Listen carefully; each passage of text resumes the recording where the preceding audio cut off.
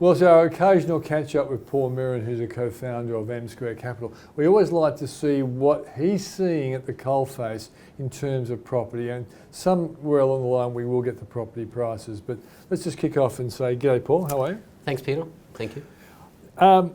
Let's start off with something that must be a problem for the Victorian property market, the Melbourne scenario. What's happening there from your point of view? Well, look, they've had a very extensive lockdown. It's very difficult. It's very early days to see whether that extended lockdown will have permanent economic damage. But I think I was just telling my wife just this morning, you're walking, our office is in Bondi Junction, we have two offices. If you're walking around in Bondi Junction, you never even would think that we've had a pandemic. Yeah.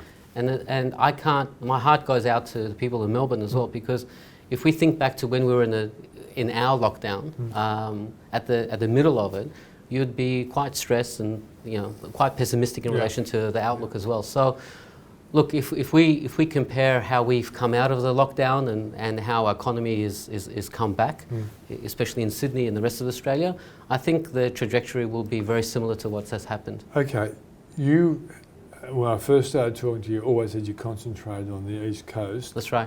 Do you have any Melbourne projects? We don't have any Melbourne projects. The difficulty with this, having the borders closed, one of our policies is and we love Melbourne and we love Brisbane as well, but one of our policies is that we have to go and have a look at the asset ourselves.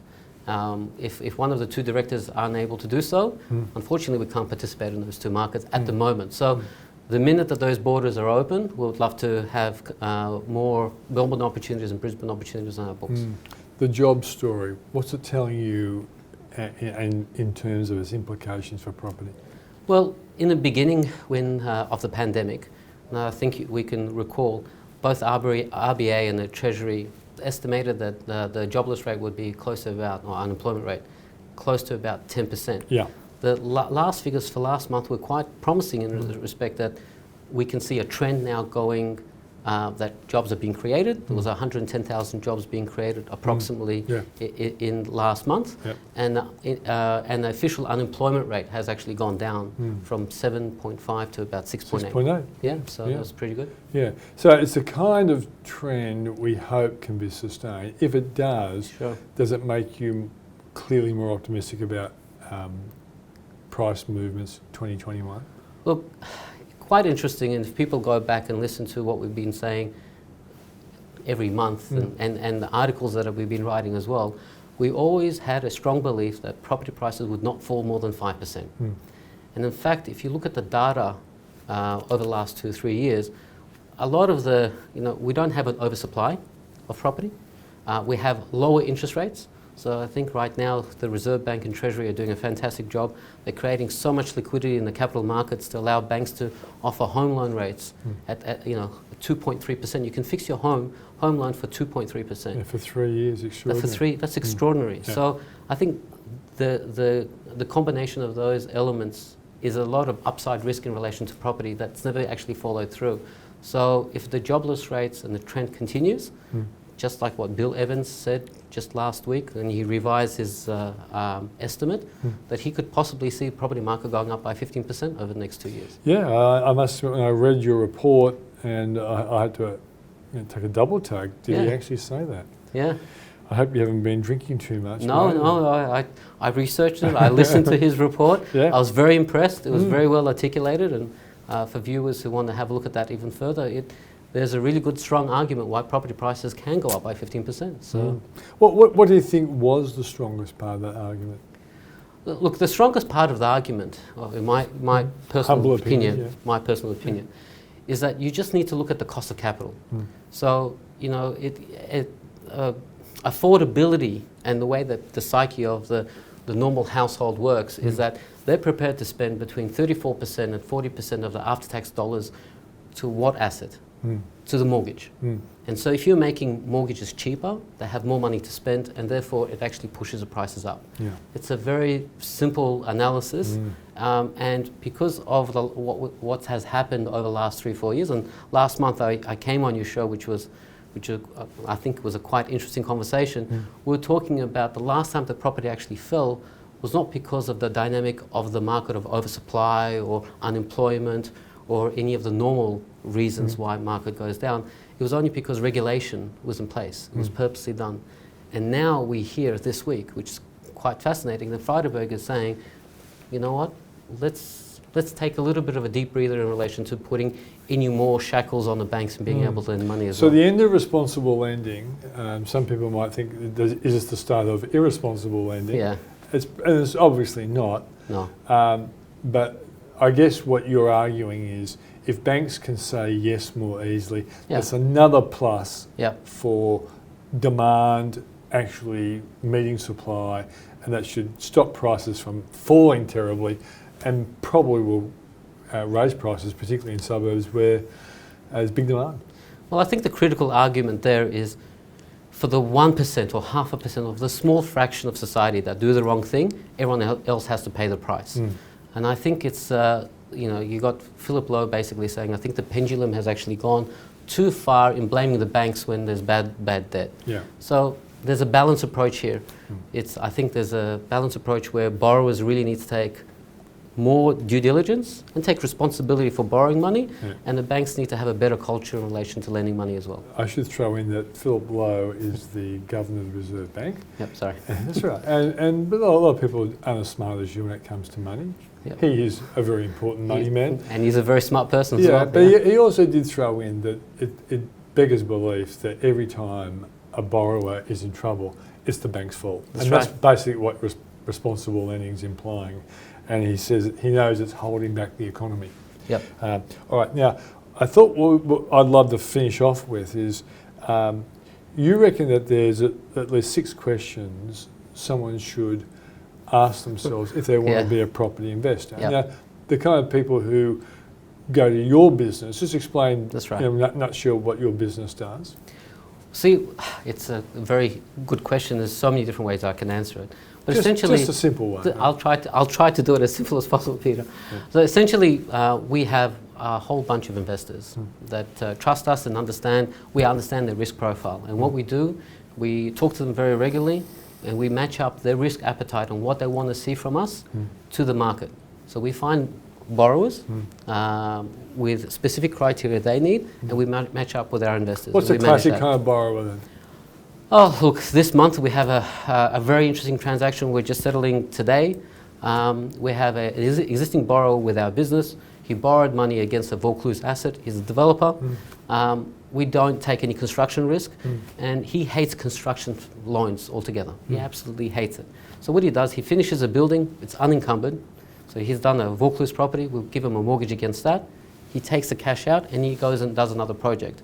Once he finishes the other project and it's completed, there's no construction risk, he's getting rental income from the apartments, we will then remortgage it. So that's the type of borrower that we're doing at the moment. Today we're settling that facility. We're not exceeding 65% against the value of the asset that we're taking as security. Yeah. So if his place is worth $1 million, you wouldn't lend any more than 650,000. Yeah, right? Absolutely, and that becomes our security buffer. So, look, in any uncertain time, if the property market does fall, okay, and the borrower is unable to pay us, we know that we can our investors can sleep at night knowing that they have that security, and we can recover their principal and interest at any point of time. Okay, so do you remember these 6 questions, or do I need to prompt you? I'll try my best. I did put in my article, but look, they're very basic in their respect, and they're very simplified. So whenever anyone is considering any investment, whether it's into our mortgage fund or whether they're buying a property, they have to actually think about the business case. And so the reason why I wrote this article, because what we've noticed in the market at the moment is because people all of a sudden realize, oh, the property market is not going to collapse. And so we've seen this significant capital inflow into other asset classes. And one of them is our asset class as well. We had a fantastic month last month for 2 reasons. We were able to deliver $36 million worth of mortgage opportunities to our investors, but more importantly, we had $20 million of funds that we were managing came back. And obviously I take different people in different... So they are like borrowers who pay back their loan? Borrowers who pay back their loan, and then so personally what I have done in that particular month, There were 52 investors in that $20 million packet of 3 different facilities that came back that particular month. I personally called up every single investor, said congratulations, and that brings me a lot of, it's a good phone call when you're calling up an investor saying, Mr. Smith, you invested in this particular transaction, the borrower paid back in time, on the right date that we were expecting, and just to let you know, these are the opportunities that you have right now. You have 3 or 4 different opportunities that we're currently running. There's X amount of money coming back. Interest is paid monthly. Which one would you like to participate? Yep. What information would you like to see, and how do you want to see the credit? So whether you want to see a 2-page executive summary or a 150-page worth of due diligence that we've done on this particular borrower. The questions that we ask is those questions that I put in the article. Okay, let me run through it quickly. So first of all, you say you've got to understand the investment. Absolutely. Next one, you say there has to be a business case for it. And Sure. Do you think a lot of people just are looking to park their money somewhere to get some kind of return, and they don't think about the business case? Absolutely, and because what's happening right now, I think that is one question that people don't ask. Because what happens now, we've gone from fear of losing your capital and sitting and doing nothing, not participating in the market, to an emotion will change now of fear of missing out.